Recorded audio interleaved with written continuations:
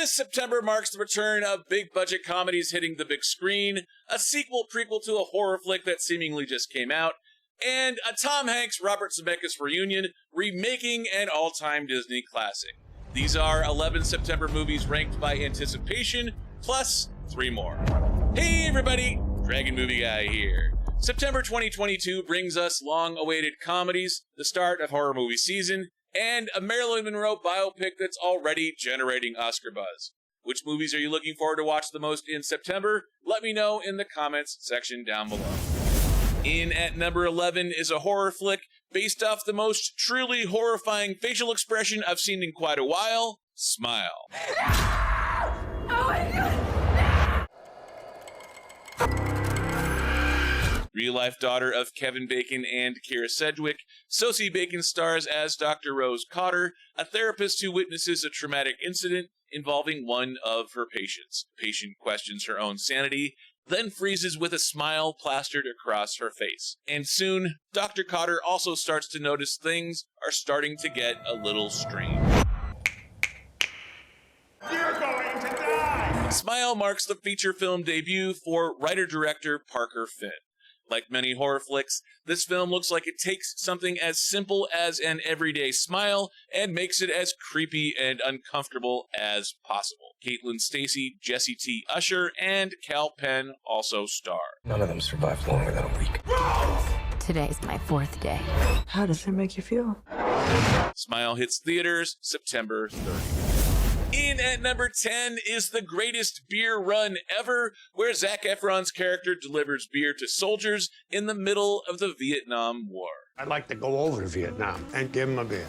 I could do that. He's hammered. Look at him. But that's his 5th beer, maybe. I'm going to Vietnam, and I'm bringing a beer! Yeah! Based off a New York Times bestseller written by John Chicky Donahue, Efron stars. He signs up as a merchant seaman so he can bring beers to his friends from the neighborhood serving in Vietnam. Bill Murray plays Chicky's bartender in his New York neighborhood bar, and Russell Crowe plays Coates, a war photographer documenting Chicky's unique deliveries. Smuggling beer into a war zone, it's not the smartest thing. It's certainly not the worst either.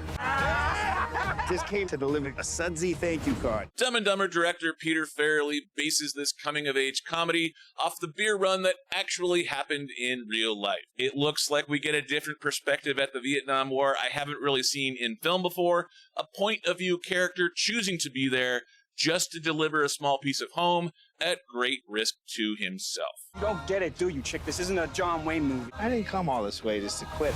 Somebody's got to be here to see what's going on. I want the truth told for them. The greatest beer run ever hits Apple TV Plus September 30th. In at number 9 is Bros, the first gay romantic comedy from a major studio, written by and starring Billy Eichner. Eichner plays Bobby Lieber, working to open an LGBTQ museum, and like any community, people argue back and forth over just about everything. No one has acknowledged it! Lesbian History Month! Of course, lesbians get a month and we get a week. Produced by 40-year-old virgins Judd Apatow and directed by forgetting Sarah Marshall's Nicholas Stoller, Bros seems to have the hottest comedy pedigree of the past 20 years. At first, Billy seems happy to live the single life and leave all of the relationship drama to his friends. I love my freedom, I love my independence. That's kind of sad that I don't want to be in a throuple. I don't even want to be in a couple. That is until he meets Aaron, played by Luke McFarlane.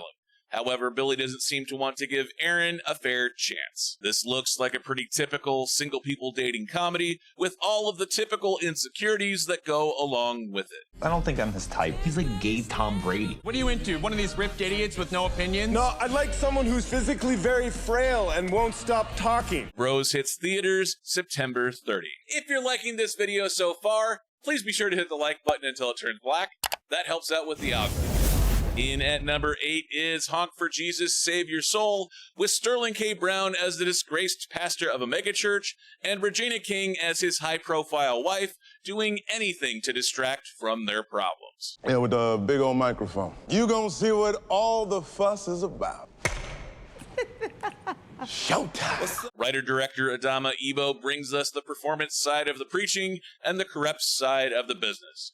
Sterling K. Brown plays the energetic Lee Curtis Childs, and Regina Hall plays the high-maintenance Trinity Childs, trying to get her husband's career back on track after scandal rocks their church. He needs someone to harness it all. Plenty of the old congregation will come right on back through. You have a blessed one. Honk for Jesus looks like a fun takedown of the hubris and greed that can take down anyone, but feels especially egregious when it happens in the faith community. And once that trust in the community is gone, it can be near impossible to get it back. We need you back in that pulpit so you can get me back on that stage. Take it for the Lord! Get it! For the Lord! Honk for Jesus, Save Your Soul hits theaters September 2. In at number 7 is The Good House, starring Sigourney Weaver and Kevin Kline, trying to find love again in their 70s. Do you ever answer your phone? No. Hildy, would you like to have a seat? Well, if we're really going to do this, I need a drink. Oh my God. Sigourney Weaver plays Hildy, a real estate agent with a bit of a drinking problem. Kevin Kline plays Frank, a free spirit who doesn't want to sell his house, no matter the price. Hildy's life might look good on the surface, but her life's more complicated than she would have hoped for at her age. My ex-husband left me for a man. A gay husband will do that to you. Cheers to that. Rents, mortgages, tuitions. I need a good year. Based off the Anne Leary novel The Good House, this comedy drama looks like a story of finding love again at any age, even if those around you aren't really comfortable with the idea. Sigourney Weaver and Kevin Kline had great chemistry in 1993's Dave and 1997's The Ice Storm. Now, I'm hoping they can rekindle that chemistry almost 3 decades later in The Good House. There was a time in my life I was quite in love with Frankie Getchell. You would have been too. All my friends were. Are you dating Frank Getchell? Really throwing me off. Ew. The Good House hits theaters September 30. In at number 6 is an historical epic with Oscar winner Viola Davis as the general of an all-female army in The Woman King. The Europeans wish to conquer us. They will not stop until the whole of Africa is theirs. Some things are worth fighting for. Star Wars' John Boyega stars as King Gizo of the African kingdom Dahomey.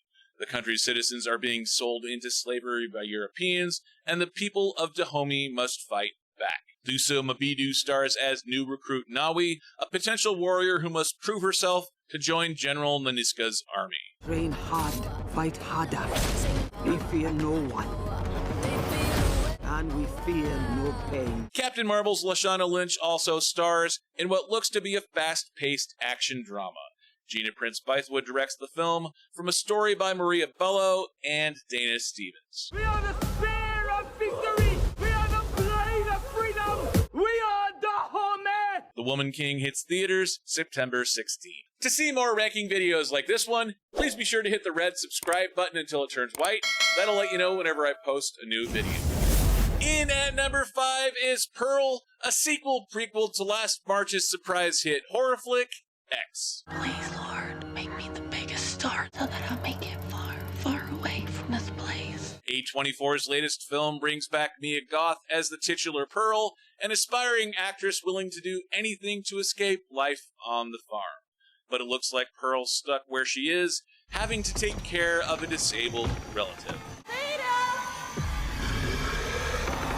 Reprising her role from the first film, but this time much, much younger, Goth looks like she plays Pearl as already having homicidal tendencies. Director Ty West even shows us the origins of the industry we saw in the first film, and it's clear this might just be Pearl's ticket to stardom. We're looking for someone with X Factor. Has to be me. How about a film nobody else has seen? Is it legal? Pearl hits the big screen September 16th. In at number 4 is a rather risque biopic of Marilyn Monroe with Ana de Armas as the titular flaxen-haired beauty in Blonde. How'd you get your start? What start?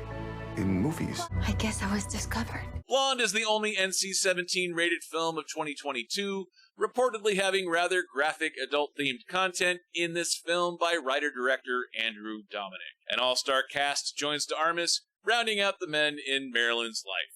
Adrian Brody plays playwright Arthur Miller, Bobby Cannavale plays Hall of Famer Joe DiMaggio, and Xavier Samuel plays Charlie Chaplin Jr.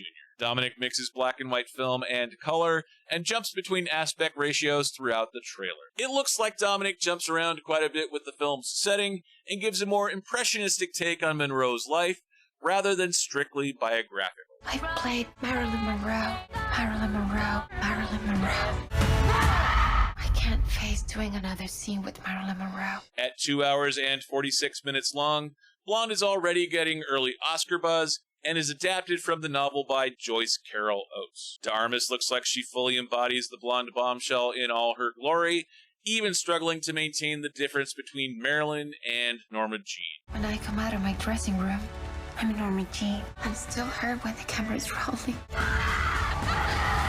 Blonde hits Netflix September 28th. In at number 3 is the live-action adaptation of the all-time animated classic, Pinocchio. I wish I may. I wish I might have the wish I wish tonight. Tom Hanks plays Geppetto, the lonely old toy maker who wishes to have a son. He reunites with his Forrest Gump and Castaway director Robert Zemeckis for a modern take on the Disney classic. As we all know, Geppetto prays that the puppet he created would come alive and become a real boy. Hello, Pops. Jumping jeepers. An almost real boy. Average Joe himself, Joseph Gordon-Levitt, voices Jiminy Cricket, and 13-year-old Benjamin Evan Ainsworth voices Pinocchio. This looks like a fairly faithful adaptation to the original 1940 animated classic, including Pinocchio getting drawn in by the lure of show business, then being kidnapped. Everybody who's anybody wants to be a somebody! I want to be real. Pinocchio streams on Disney Plus September 8th. This is 476 Barbary, right? Yeah, I'm renting this place. No, I booked it a month ago.